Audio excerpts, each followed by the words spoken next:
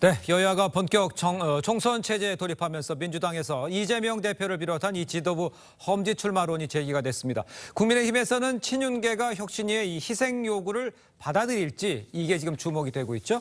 두 분과 함께 정치권 소식을 좀 자세히 짚어보겠습니다. 노동일 파이낸셜 뉴스 주필 김상일 전 민주당 부대변인 모셨습니다. 안녕하세요. 안녕하세요. 네, 반갑습니다. 자, 당내에서 이 김두관 의원이 이 대표를 비롯한 지도부 험지 출마에 앞장서야 한다 이렇게 촉구하고 나섰습니다.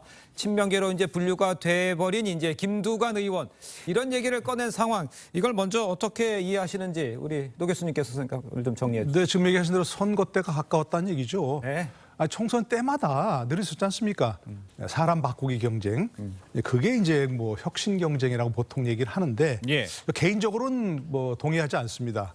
뭘 동의하지 않으시나요? 총선 때마다 사람 바꿨는데 뭐 정치가 좋아졌나요? 네. 뭐 더 나빠졌죠 지금까지. 예. 그러니까 저는 개인적으로는 반대하는데 일반적으로 유권자들이 인식에는 예. 사람 많이 바꾸는 당이 뭐 혁신을 많이 하는구나 이렇게 이미지를 갖잖아요.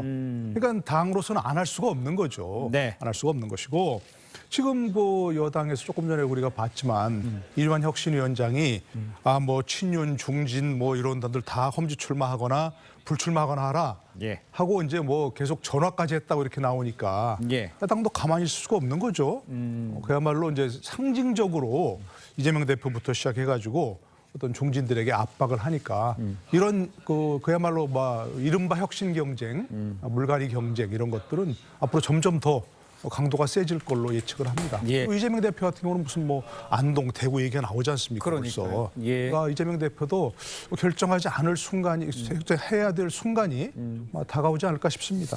알겠습니다. 일단 그 당내에서 이제 이재명 대표가 이제 험지 나가라 이런 얘기가 나오고 있다 보니까 그럼 정치적으로 한번 확인을 해보죠. 안동 출신이니까 고향인 안동, 뭐 대구에 출마의 가능성도 있습니다.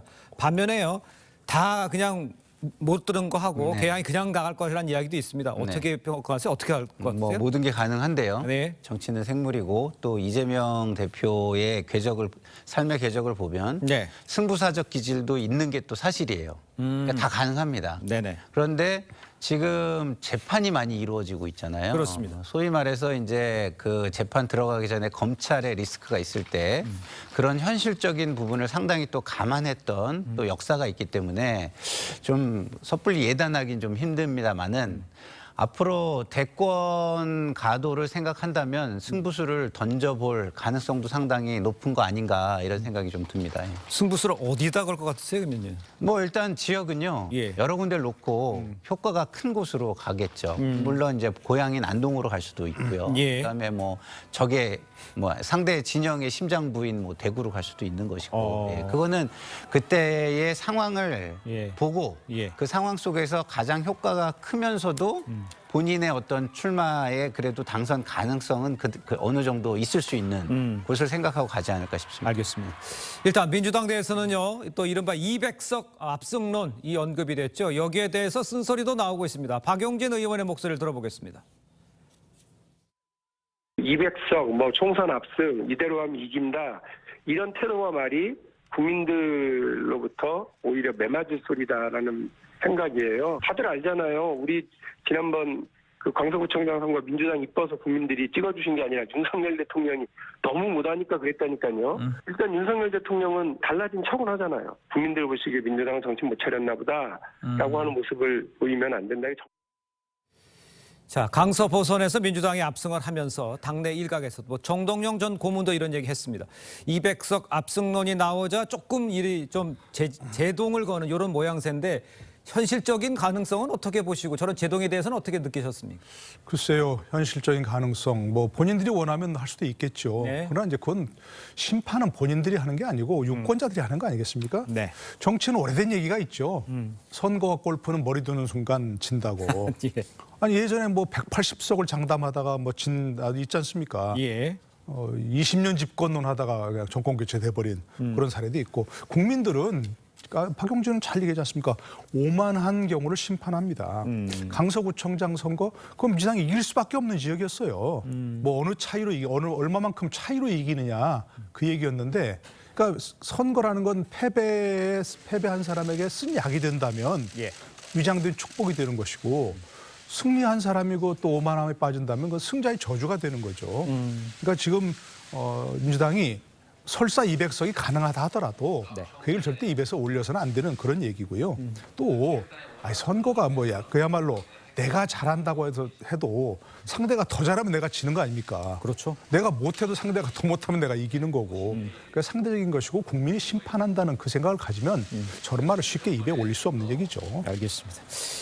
자, 이것도 한번 지켜보겠습니다. 이제 어제 육선에 이제 박병석 의원 불출마를 선언을 했습니다. 민주당 수도권에 다선 의원들이 많은데 박병석 의원 불출마, 다선 중진들의 용태로 이어지는 신호탄이 될지 이거를 생각하는 생각분들이 많아요. 그런 가능성은 있습니까?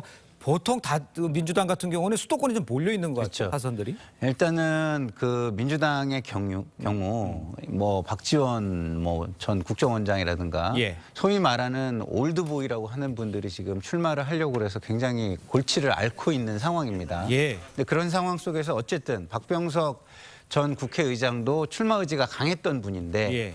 불출마 선언을 해주셨잖아요. 이것은 어쨌든 좋은 신호탄은 될 수 있겠다. 그리고 이 분위기를 몰아가는 것은 또 지도부나 지금 민주당의 국회의원들의 몫이다. 저는 이런 생각이 좀 들고요. 네네.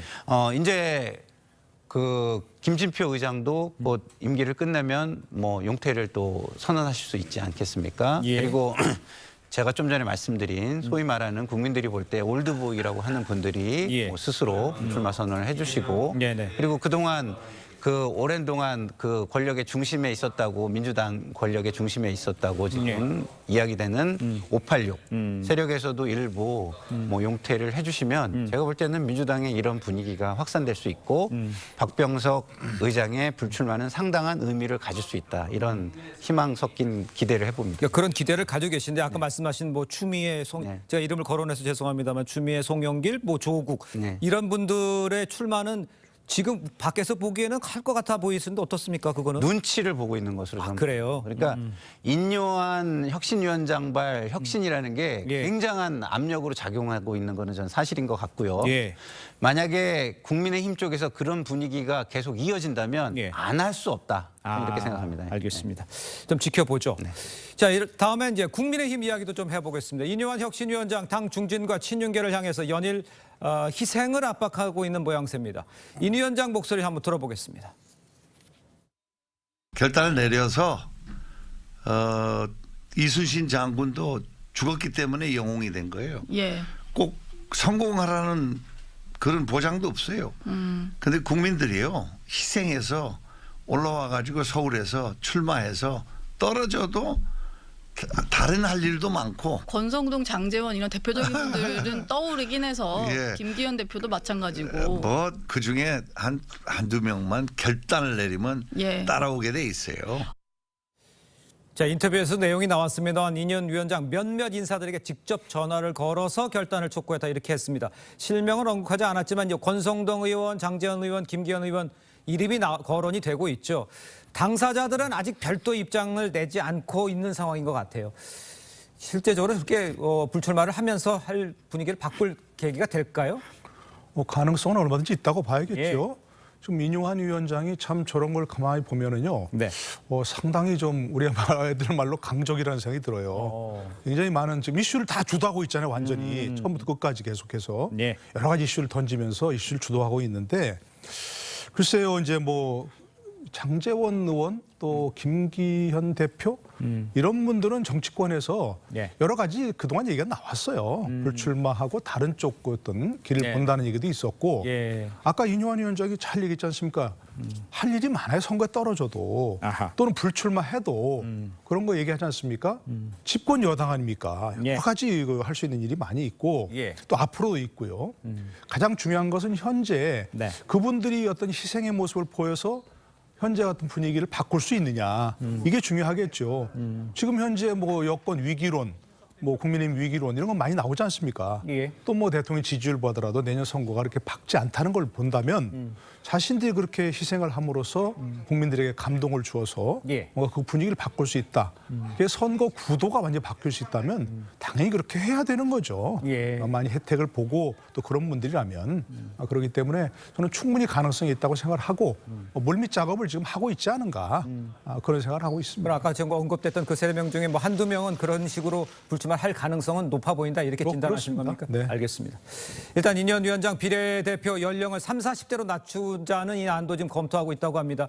이준석 전 대표의 신당 창당 움직임을 염두에 둔 것이다. 이런 해석도 나오고 있는데 이준석 신당과의 비교해서 이런 계획들은 어떻다고 진단을 하십니까? 근데 저는 뭐 그 인요한 위원장의 그동안의 행보를 보면 뭐 이준석 대표의 신당을 겨냥한다 뭐 이렇게 저는 생각하진 않아요. 그런 건 아니다.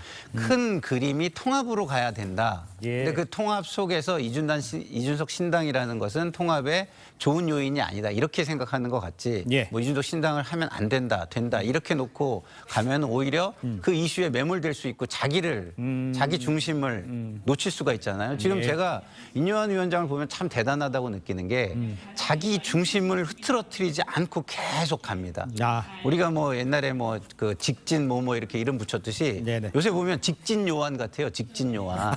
그리고 워딩이 뭐 굉장히 직진이면서도 워딩이 굉장히 절제돼 있으면서 예. 굉장히 쉬우면서 시원시원해요.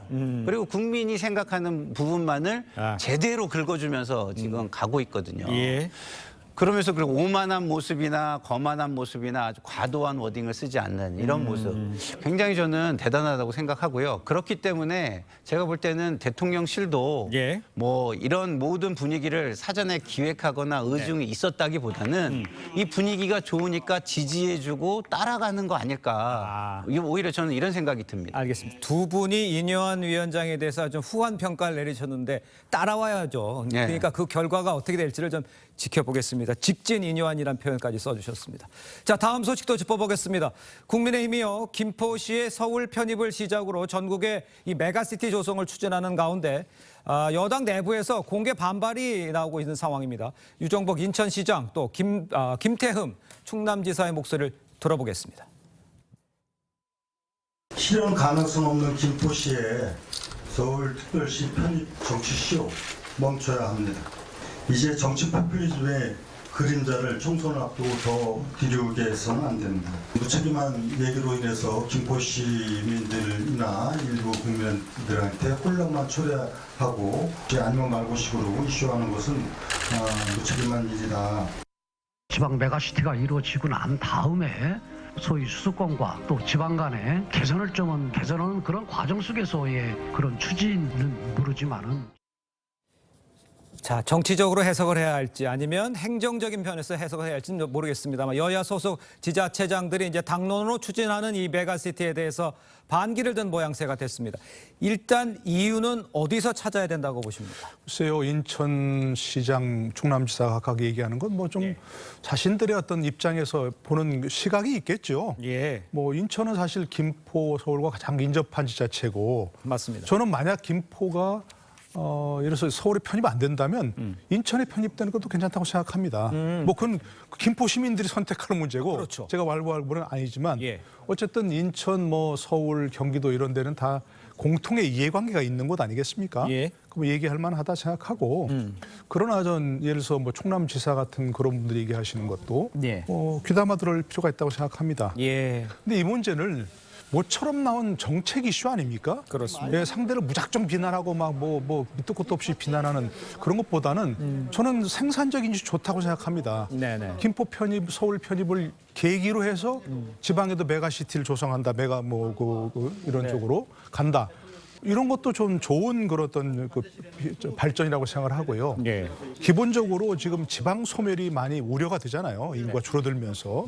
그럴 때 많은 연구자들이 이건 지방을 지원할 때 기초단체까지 다 지원할 게 아니고 광역 중심으로 가야 된다. 그래야 지방도 산다. 예. 이런 얘기하고 있기 때문에 이런 계기로 해서 저는 뭐 그런 정책적 이슈가 토론이 되는 거 좋다고 생각합니다. 예. 그러니까 여당 소속이건 야당 소속이건 이 문제는 정책적으로 토론하고 깊이 있는 연구를 해본다.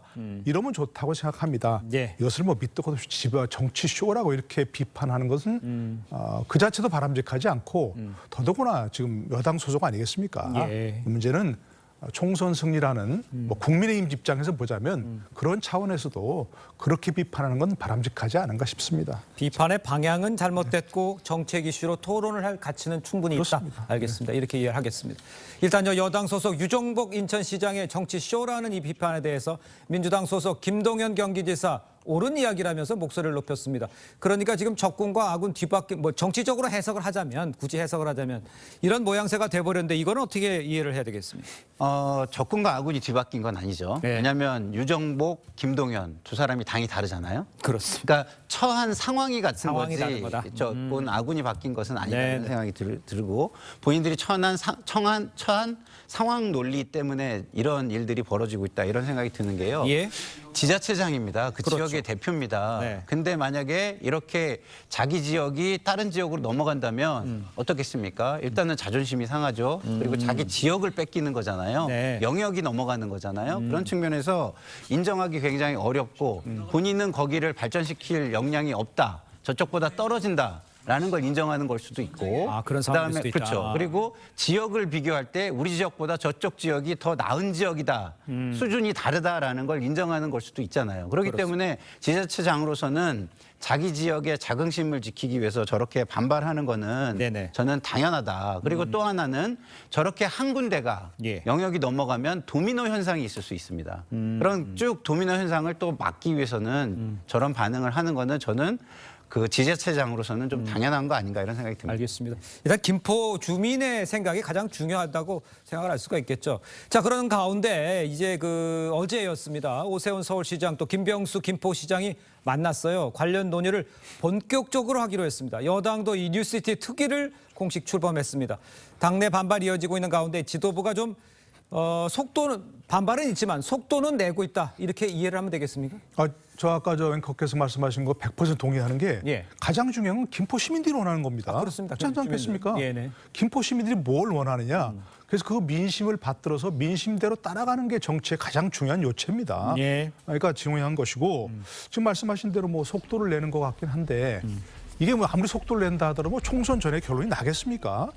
총선에서 공약으로 하고 시민들의 입장을 들어보고 시민들의 선택을 보고 네네. 결정을 하는 것이고 예. 지금 또 뭐 속도를 낸다 하더라도 좀 서울시와 김포시가 서울 편입에 관한 공동 연구반을 만들어서 예. 장단점을 분석하고 이게 연구하겠다 이거 아니겠습니까? 네네. 저는 옳은 태도라고 생각합니다. 기본적으로 이게 기본적으로 좀 촉발된 계기가 네. 경기도를 경기 북도와 경기 남도로 분할한다는 그런 것에 촉발된 거 아니겠습니까? 예. 그러니까 그런 것들을 포함해서 과연 김포 서울 편입이 타당한지 타당성 조사를 하고 그리고 총선에 공약을 내세워서 주민들의 심판을 받고 예. 뭐 그런 절차를 거치는 그럼 충분히 저는 가능하다고 생각합니다. 알겠습니다.